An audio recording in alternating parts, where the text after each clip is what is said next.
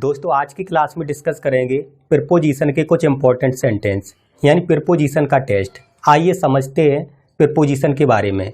जैसे first question लिखा हुआ है ही इज गोइंग आगरा, तो आगरा से पहले जाने के लिए आप टू का प्रयोग करेंगे तो ये सेंटेंस कंप्लीट होगा he is going to Agra.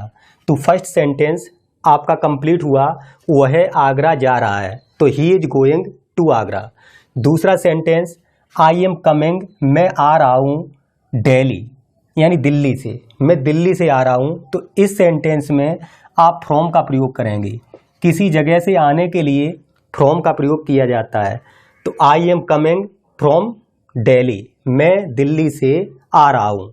इसके बाद तीसरा सेंटेंस है ही लिव्स ए विलेज, वह एक गांव में रहता है, तो गांव के लिए इनका प्रयोग ही लिव्स इन ए विलेज, वह एक गांव में रहता है।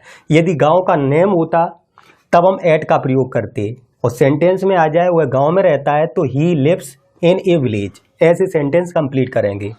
इसके बाद नेक्स्ट है आई लिव गाजियाबाद यूपी, तो गाजियाबाद के पहले आप एट का प्रयोग करेंगे, इसके बाद यूपी के पहले आप इनका प्रयोग करेंगे।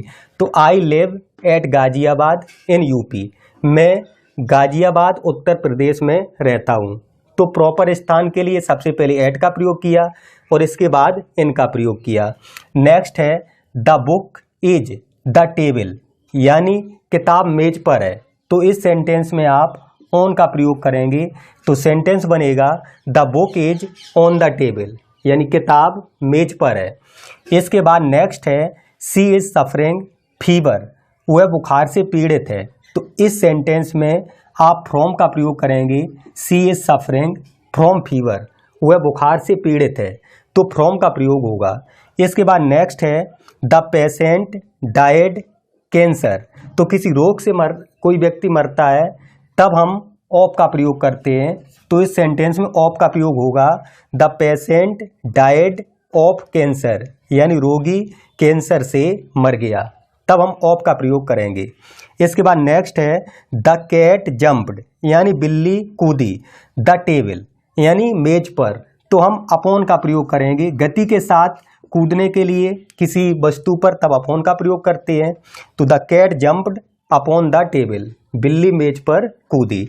इसके बाद नेक्स्ट है ही जंप्ड द रिवर, वह नदी में कूद गया, तो इस सेंटेंस में गति के साथ कूदने के लिए, अंदर कूदने के लिए तब हम इनटू का प्रयोग करेंगे। तो ही जंप्ड इनटू द रिवर, वह नदी में कूद गया। जब किसी के ऊपर, जैसे बिल्ली मेज पर कूदी, किसी वस्तु के ऊपर, तब हम अपॉन का प्रयोग करते हैं और अंदर के लिए इनटू का प्रयोग करते हैं गति के साथ। इसके बाद नेक्स्ट एग्जाम्पल है the driver jumped the car, यानी ड्राइवर कार से कूद गया, तब हम ऑफ का प्रयोग करेंगे। पृथक होने के लिए ऑफ का प्रयोग किया जाता है, तो ये सेंटेंस बनेगा the driver jumped of the car, यानी ड्राइवर कार से कूद गया। इसके बाद नेक्स्ट है ही वाज एंग्री मी, तो इससे पहले हम विद का प्रयोग करेंगे। He was angry with me, वह मुझसे नाराज था, तो इस सेंटेंस में विद का प्रयोग होगा he was angry with me. इसके बाद नेक्स्ट है ही विल रिटर्न 4 o'clock, यानी वह 4 बजे तक आएगा, तो तक के अर्थ में निश्चित समय के लिए बाई का प्रयोग करते हैं, तो he will written by 4 o'clock, वह 4 बजे तक रिटर्न होगा यानी वापस आएगा। इसके बाद नेक्स्ट है the bird was killed by A Hunter, इसमें बाई का प्रयोग करेंगे, यानी चिड़िया को शिकारी द्वारा मारा गया था, तो the bird was killed by A Hunter, चिड़िया को शिकारी द्वारा मारा गया था, तो बाई का प्रयोग होगा के द्वारा के अर्थ में।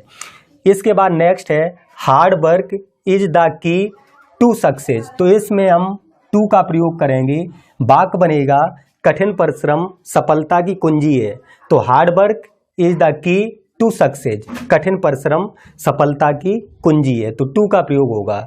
इसके बाद नेक्स्ट है I prefer coffee to tea, इसमें भी टू का प्रयोग होगा क्योंकि सेंटेंस है I prefer coffee to tea, मुझे चाय की अपेक्षा कॉफ़ी अधिक पसंद है, तो इस सेंटेंस में आप टू का प्रयोग करेंगे। नेक्स्ट है आई एग्री विद यू, मैं तुमसे सहमत हूँ, तो ऐसे सेंटेंस में विद का प्रयोग किया जाएगा। आई एग्री विद यू, मैं तुमसे सहमत हूँ। यदि यही सेंटेंस ऐसे पूछा जाए, आई एग्री योर प्रपोजल, मैं तुम्हारे प्रस्ताव से सहमत हूँ, तब हम टू का प्रयोग करेंगे। I agree to your proposal, मैं तुम्हारे प्रस्ताव से सहमत हूँ। लेकिन अगर मैं तुमसे सहमत हूँ तो आई एग्री विद यू, तो ये ऐसे प्रयोग हो जाएगा। इसके बाद नेक्स्ट है I am sure my success, तो इससे पहले आप ऑफ का प्रयोग करेंगे। I am sure of my success, मुझे मेरी सफलता के प्रति या मैं अपनी सफलता के प्रति आश्वस्त हूँ, मैं अपनी सफलता के प्रति आश्वस्त हूँ। तो I am sure of my success, तो ऑफ का प्रयोग होगा। इसके बाद नेक्स्ट है it is 7 o'clock by my watch, मेरी घड़ी में 7 बजे है। तो ऐसे सेंटेंस में समय बताने के लिए बाई का प्रयोग किया जाता है। तो it is 7 o'clock by my watch, मेरी घड़ी में 7 बजे है। नेक्स्ट है you are eligible, you are eligible for this post, तो इसमें फॉर का प्रयोग होगा, तुम इस पद के लिए योग्य हो, you are eligible for this post. इसके बाद नेक्स्ट है he arrived on the morning of 12th December, यानी वह 12 दिसंबर की सुबह आया। तो ऐसे सेंटेंस में आप ऑन का प्रयोग करेंगे सुबह के लिए। तो ही arrived on the morning of 12th दिसंबर, वह 12 दिसंबर की सुबह आया। इसके बाद नेक्स्ट है ही सैट बिसाइड मी, इसमें आप बिसाइड का प्रयोग करेंगे। ही सैट बिसाइड मी, वह मेरे पास बैठ गया।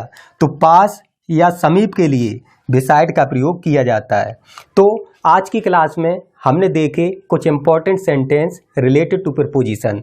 यदि क्लास पसंद आई है तो प्लीज़ वीडियो को लाइक करें, चैनल को सब्सक्राइब करें, अधिक से अधिक शेयर करें, और क्लास कैसी लगी कमेंट बॉक्स के माध्यम से अवश्य बताएं। आप सभी का बहुत बहुत धन्यवाद एवं आभार।